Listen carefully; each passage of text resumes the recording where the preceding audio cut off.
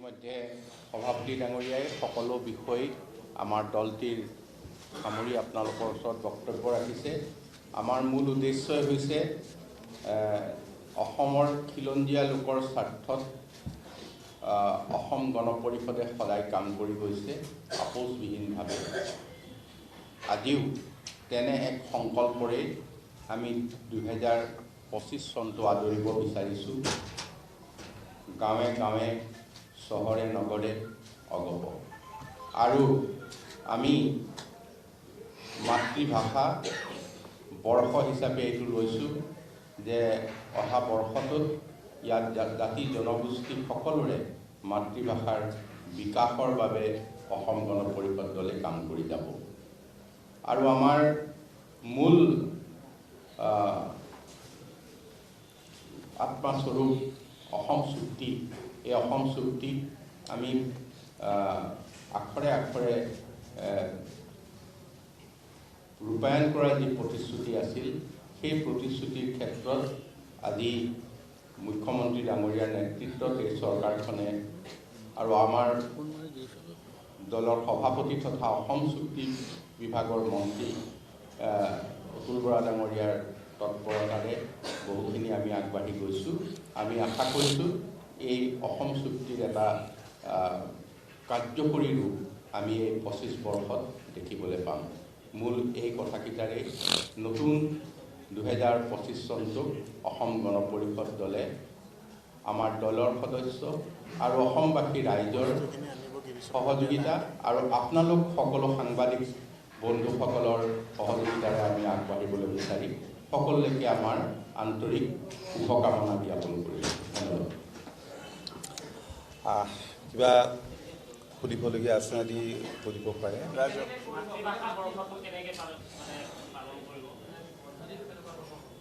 চাওক, এইবাৰ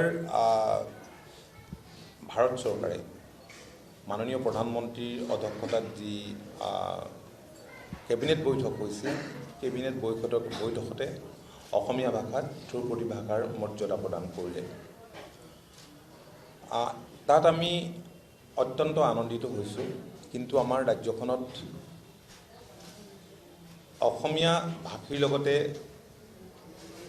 বিভিন্ন ভাষা ভাষীৰ লোক আছে, যাৰ ভাষাও চহকী আমাৰ ভাষাৰ দৰেই।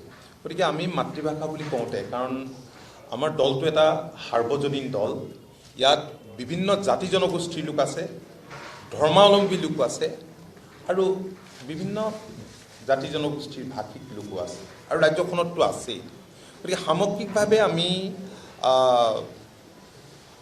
এই নতুন বছৰটো মাতৃভাষাৰ বৰ্ষ হিচাপে পালন কৰিব বিচাৰিছোঁ। আজি বিভিন্ন উপায় আছে বৰ্ষ হিচাপে পালন কৰিবলৈ, আৰু আমি বিচাৰিছোঁ যে কেৱল অসমীয়া ভাষাই নহয়, সকলো ভাষা ভাষীৰ লোকেই নিজৰ ভাষাটো, কাৰ্বি ভাষা আছে, বড়ো ভাষা আছে, মিচিং আছে, নেপালী আছে, সকলোৰে নিজস্ব ভাষা আছে।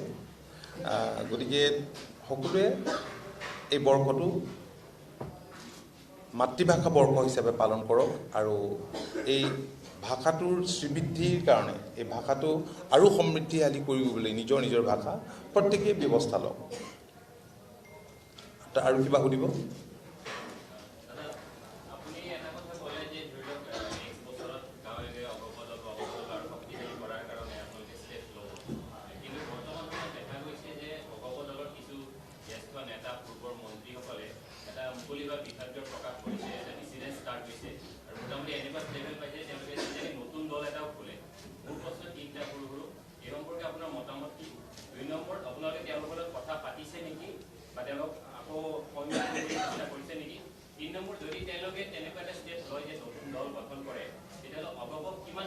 আপুনি আপোনাৰ মনৰ কথাটো কৈ আছে।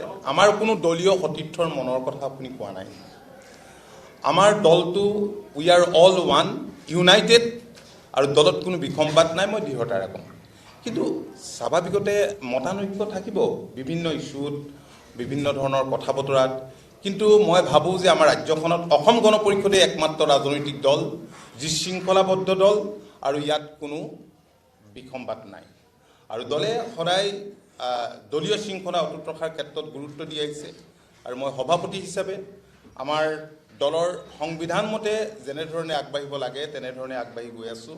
আপোনালোকে জানে যে 2023 বৰ্ষৰ শেষৰ ফালে হয়তো 24 বৰ্ষৰ আজিৰ তাৰিখটোতেই হ'ব নেকি, মোৰ সঠিকভাৱে মনত নাই, 30 তাৰিখে মই এটা কথা কৈছিলোঁ, এই আসনৰ পৰাই কৈছিলোঁ, সংবাদ মাধ্যমৰ আগত কৈছিলোঁ যে 2024 বৰ্ষটো হ'ব অসম গণ পৰিষদ দলৰ ৰাজনৈতিক শক্তি বৃদ্ধিৰ বছৰ। আৰু আপোনালোকে দেখিলে যে 2024 বৰ্ষত আমি আমাৰ দলৰ সাংগঠনিক স্তৰবোৰ মজবুত কৰিবৰ কাৰণে, য'ত আমাৰ সাংগঠনিক স্তৰ দুৰ্বল হৈ আছিল, আমি বিভিন্ন ধৰণৰ ব্যৱস্থা গ্ৰহণ কৰিলোঁ। এতিয়াও আমাৰ ৰাজ্যখনৰ প্ৰান্তে প্ৰান্তে কৰ্মশালাবিলাক অনুষ্ঠিত হৈ আছে। আৰু এগৰাকী আমি MP পালোঁ, যিটো সময়ত মই সভাপতিৰ দায়িত্ব লৈছিলোঁ। কেশৱ মহন্ত ডাঙৰীয়াই কাৰ্যকৰী সভাপতিৰ দায়িত্ব লৈছিলে। আপোনালোকে জানে যে সংসদৰ মজিয়াত আমাৰ এগৰাকীও সাংসদ নাছিল। আজি দুগৰাকীকৈ, আজি ৰাজ্যসভাত আমি সাংসদ পাইছোঁ, লোকসভাত আমি সাংসদ পাইছোঁ, দুগৰাকী আমাৰ সাংসদ আছে। ঠিক তেনেকৈ মই কৈছোঁৱেই মোৰ বক্তব্যত, মই খন্তেক আগতে উল্লেখ কৰি গৈছোঁ যে আমাৰ ৰুট সমগ্ৰ ৰাজ্যব্যাপী আছে, সমগ্ৰ ৰাজ্যব্যাপী আমাৰ ৰুট আছে। আৰু এই ৰুটবিলাকত যদি সঠিকভাৱে সাৰ পানী দিয়ে তেতিয়াহ'লে নিশ্চিতভাৱে অগপ লহপহকৈ উঠি আহিব। গতিকে আমি দলৰ সংবিধান মতে, দলৰ নীতি নিয়ম মতে আমি দল চলাম। বাহিৰৰ কোনো শক্তিৰ প্ৰৰোচনাত বা বিভিন্ন উচতনিমূলক বক্তব্যত বা কিছুমান বা বাতৰিত আমি মুঠেও গুৰুত্ব নিদিওঁ। আমি জানো দলৰ ভিতৰ চৰাত কি আছে কি নাই, দলীয় কৰ্মীসকলৰ চেণ্টিমেণ্ট, আৱেগ, অনুভূতি, এইবিলাকৰ প্ৰতি আমি সদায় সন্মান জনাই পেলাই আমি কাম কৰি আহিছোঁ দল ইউনাইটেড। আৰু দলে কোনো ধৰণৰ বিশৃংখল দলৰ মাজত হ'বলৈ নিদিয়ে। দলে কিবা বিশৃংখল হ'লে সেইখিনি দলে যেনেধৰণে সাংবিধানিকভাৱে ব্যৱস্থা ল'ব লাগে ল'ব। কওক, আৰু কিবা আছে?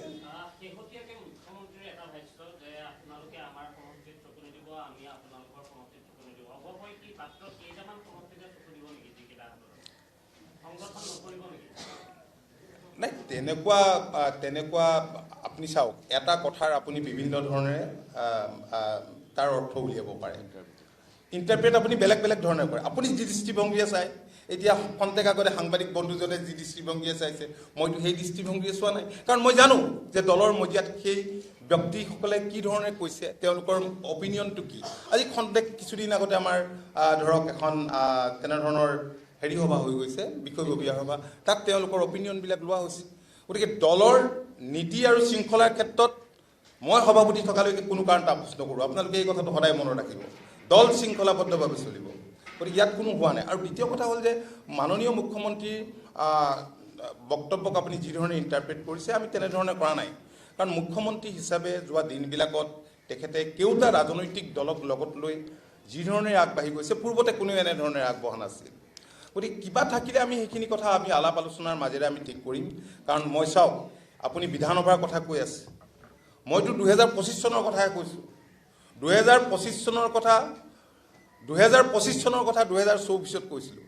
আৰু 2026ৰ কথা মই 2025ত ক'ম। আজি কিয় ক'ম আপোনালোকক? আৰু কিবা আছে নেকি কওক?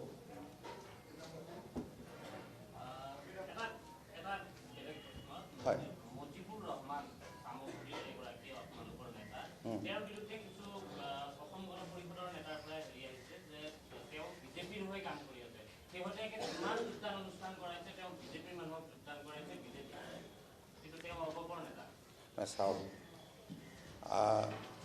চাওক, মই এই বিষয়ে এতিয়ালৈকে একেবাৰে অৱগত নহয়। আপোনাৰ পৰাহে মই কথাটো জানিছোঁ। মই ভাবোঁ যে আমাৰ দলৰ যি সংবিধানৰ নীতি নিয়ম সেইমতে মানি চলে বুলি মই বিশ্বাস ৰাখোঁ। তেনেকুৱা কি হৈছে কি নহৈছে যিহেতু মই নাজানো, সেই বিষয়ে মই আজি এই দিনটোত মই কমেণ্ট নকৰোঁ। আৰু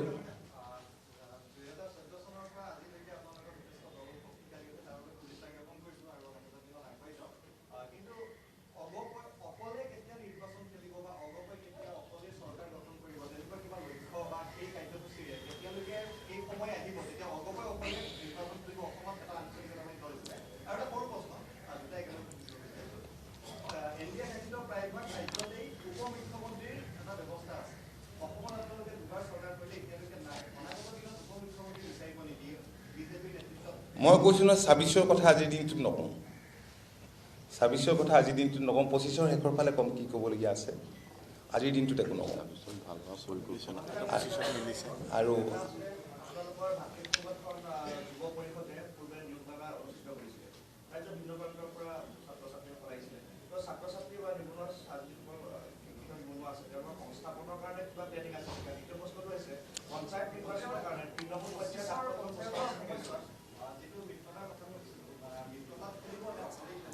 চাওক, আমি মিত্ৰতাৰে চৰকাৰত আছোঁ, গতিকে মই এই কথাটো আজি অকলে কোৱাটো উচিত নহ'ব, যিহেতু এই সম্পৰ্কত এতিয়ালৈকে কথা বতৰা পতা নাই। হয়, পঞ্চায়ত নিৰ্বাচন তেনেই ওচৰত আছে, গতিকে এই সম্পৰ্কে খুব কম দিনৰ ভিতৰতে আমি কথা বতৰা পাতিম। কিন্তু পঞ্চায়ত নিৰ্বাচনটো হৈছে একেবাৰে লোকেল আৰু এটা বিশাল নিৰ্বাচন। আজি এখন পঞ্চায়তত মানে 10টাকৈ ৱাৰ্ড আছে, গতিকে ৰাজ্যখনত কিমান হাজাৰ পঞ্চায়ত আছে। গতিকে এই গোটেইখিনিকে একেলগে মিলাই লৈ যোৱাটো এটা অত্যন্ত জটিল কাম।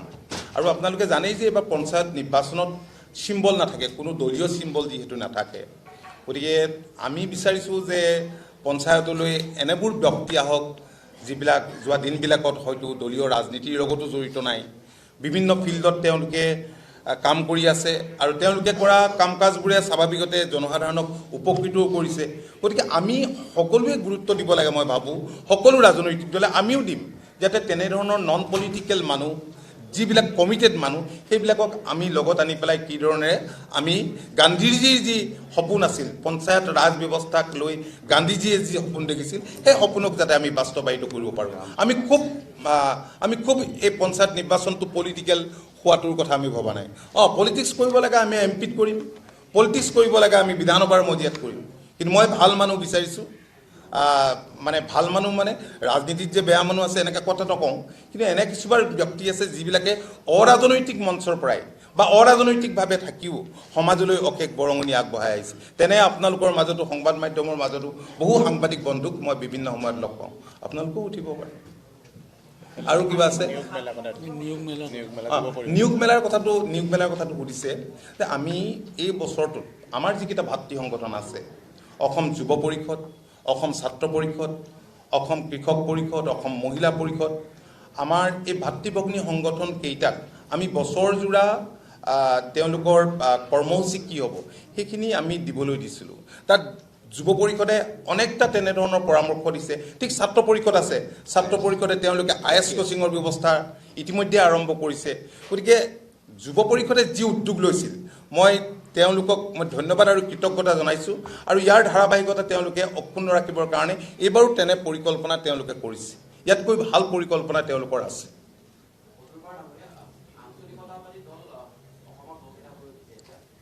মইতো কৈছোঁৱেই, মই আজিৰ দিনটোত কাকো মই কাৰো নাম নোলোৱাকৈ, কাৰণ সময়ে প্ৰমাণ কৰে। মই কৈছিলোঁ যে সময়ে বহুত কথা কয়, সময়ে সত্য প্ৰতিষ্ঠা কৰে। অসমত অসম গণ পৰিষদে একমাত্ৰ আঞ্চলিক ৰাজনৈতিক দল, ৰাইজৰ তেজেৰে গঢ়া দল। হয়, দলটোৱে যোৱা সময়ছোৱাত কেতবোৰ হয়তো ৰাইজে আশা নকৰা ধৰণৰ কাম কাজ কৰাৰ বাবে ৰাইজৰ পৰা কিছু দূৰত গ'ল, আৰু সেইকাৰণে আমি বিভিন্ন সময়ত বিপৰ্যয়ৰ মুখামুখি হ'বলগীয়া হৈছিল। কিন্তু আজি লাহে লাহে পৰিস্থিতি সলনি হৈছে। আমি নতুন প্ৰজন্মৰ কাৰণে আমি দুৱাৰ খিৰিকী খুলি দিছোঁ। আজি অসম ছাত্ৰ পৰিষদৰ আমি জন্ম দিছিলোঁ 2019 21 নৱেম্বৰ তাৰিখে।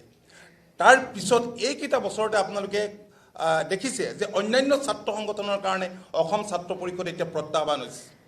আজি গুৱাহাটী বিশ্ববিদ্যালয়ৰ PGSUত কণ্টেষ্ট কৰি এইবাৰ ছাত্ৰ পৰিষদৰ কৰ্মীয়ে এইবাৰ জেনেৰেল ছেক্ৰেটাৰী পদত অধিষ্ঠিত হ'বলৈ সক্ষম হৈছে, ছাত্ৰ ছাত্ৰীয়ে সমৰ্থন জনাইছে। ঠিক তেনেকৈ ৰাজ্যখনৰ বহুত শিক্ষানুষ্ঠান, সম্ভৱতঃ 200মান হ'লগৈ, বিভিন্ন শিক্ষানুষ্ঠানত ছাত্ৰ পৰিষদৰ প্ৰতিনিধি জয়লাভ কৰিবলৈ সক্ষম হৈছে, আৰু কিছুমানত পৰাজয় বৰণ কৰিছে, যদিও কম ভোটত পৰাজয় বৰণ কৰিছে, আৰু প্ৰায়বিলাক শিক্ষানুষ্ঠানতে সাংগঠনিক স্তৰবোৰ গঢ়ি তোলা হৈছে। গতিকে মই বিশ্বাস কৰোঁ যে নতুন প্ৰজন্মৰ আগমনে অসম গণ পৰিষদ দলৰ ভেটি অনাগত দিনত মজবুত কৰিব। দলৰ পতাকাখন নীল আকাশত উৰাই ৰাখিবলৈ তেওঁলোকে সক্ষম হ'ব। নতুন প্ৰজন্মৰ যুৱক যুৱতী ছাত্ৰ ছাত্ৰীৰ বাবে যে আমি দুৱাৰ খুলিছোঁ, এইটোৱে স্বাভাৱিকতে অনাগত দিনত অগপক এটা নতুন শক্তি দিব, যে গতি দিব, তাত কোনো সন্দেহ নাই। আৰু কিবা আমি ডিটেইলছলৈ আজিৰ দিনটোত নাযাওঁ, সেইকাৰণে থুলমূলকৈ কৈছোঁ যে আমাৰ মাতৃভাষা বৰ্ষ হিচাপে পালন কৰাৰ কথা কৈছোঁ। আমি কেনেকৈ কৰিম সেই কথাখিনি সময়ত আপোনালোকক আমি জনাম, যাতে আপোনালোকৰ জৰিয়তে আমাৰ মেছেজটো ৰাইজৰ মাজলৈ যায়।